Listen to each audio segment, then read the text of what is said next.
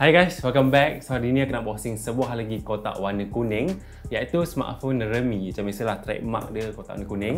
Smartphone realme C12, iaitu sebuah peranti entry level terbaru daripada realme. So aku macam terkejut sikit sebab bulan lepas aku baru je unboxing realme C11 ni, dan sekarang dilancarkan realme C12. So realme C12, jom kita unboxing. Nak tengok berbaloi kita beli ni ataupun just beli je realme C11 yang kira baru jugalah bulan lepas dilancarkan. So jom kita unboxing realme C12. Okay guys, jom kita unbox realme C12. So belakang ni kita baca sikit. Color yang kita dapatkan adalah color merah, color red.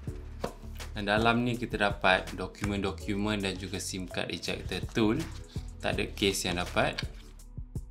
Dan bawah ni kita boleh tengok kita dapat aksesoris dia, kabel USB Type A ke micro USB. So kurang sikit kat sini. Dan kat sini kita dapat standard charger 10W sahaja.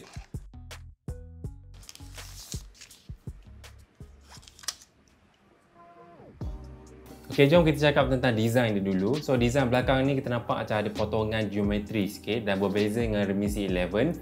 Kali ni dia ada sensor fingerprint pada bahagian belakang. Kamera dia bentuk petak dan dia masih gunakan panel belakang plastik yang ada permukaan yang kasar. So grip smartphone ni lagi sedap lah dan juga dia boleh tahan kotor sikit.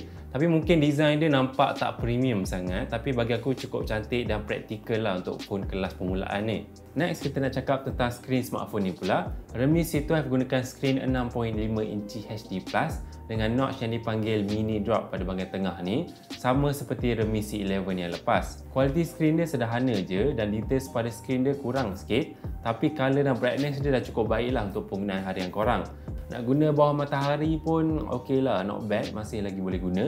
Dan secara overall aku boleh cakap skrin dia samalah dengan yang ada pada realme C11. Realme C12 gunakan software realme UI atas Android 10. Ikon dia style bulat-bulat sikit lah macam stock Android, tapi dia masih lagi ada bloatware sikit dan design dia ada sentuhan software ColorOS dari Oppo. Satu kelebihan yang ada pada realme C12 banding dengan realme C11, realme C12 ni ada bateri yang lagi besar daripada realme C11. C11 tu dah besar dah, 5000 mAh bateri.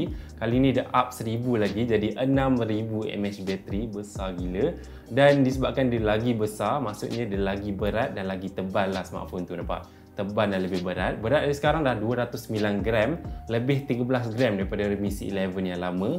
So kalau kau mencari smartphone yang ringan dan nak nipis, smartphone ni memang bukan untuk korang lah. 6000 mAh bateri ni boleh tahan 2 hari penggunaan, dan kalau korang jarang guna, boleh push sikit jadi ke 2 hari lebih ke 3 hari, bergantung pada penggunaan korang lah. Sekarang cerita bateri dia besar dan tahan lama. Cuma yang kurang best sikit, dia masih gunakan port micro USB untuk charging dan tiada fast charging. 10W standard charging je. Dia ada juga feature reverse charging, dia jadikan smartphone ni macam power bank, boleh charge smartphone lain, tapi dia punya charging speed dia slow je lah. Ok, sekarang jom kita cakap pasal kamera dia. So bak kamera dia ada banyak beza sikit dengan realme C11.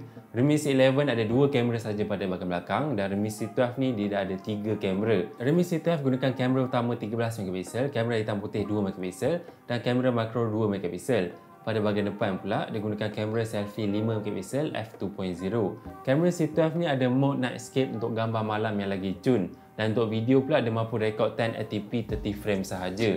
So jom kita tengok sikit kualiti gambar dan video dia.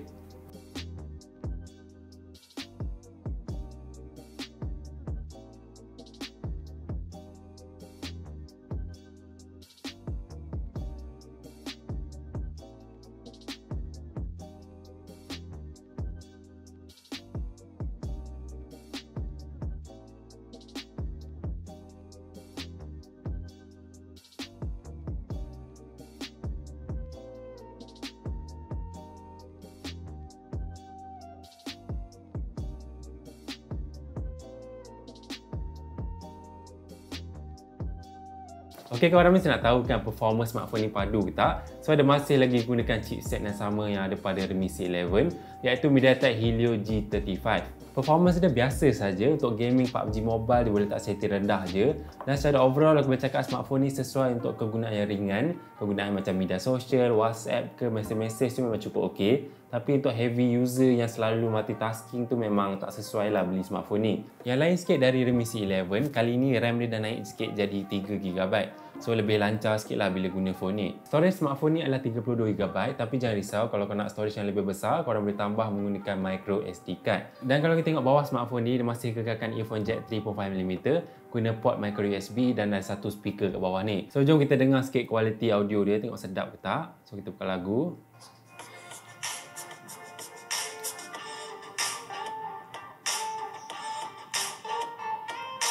Full volume.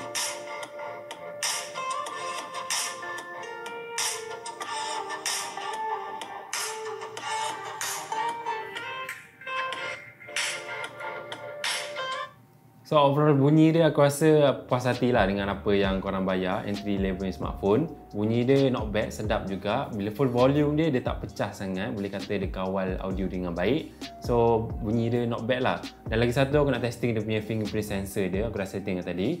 So fingerprint sensor dia, tengok laju ke tak. 1, 2, 3. Laju, lagi sekali. 1, 2, 3, nice. Lagi sekali, tu nice. 1, 2, 3. Okay, so mantap lah, laju. Okay guys, apa yang baru pada Realme C12, senang cerita dia tambah satu kamera makro kat sini, dia tambah fingerprint sensor pada bahagian belakang, dia tambah bateri besar 6000 mAh bateri dan juga size RAM dia naik sikit jadi 3GB RAM. Dari segi yang lain tu, screen, chipset semua sama dengan Realme C11 yang lepas. So berdasarkan specs dia, aku rasa smartphone ni boleh tahan mantap jugalah untuk kelas entry level kan. Cuma aku ada beberapa benda yang aku harap Realme akan tambah baik pada next smartphone entry level dia.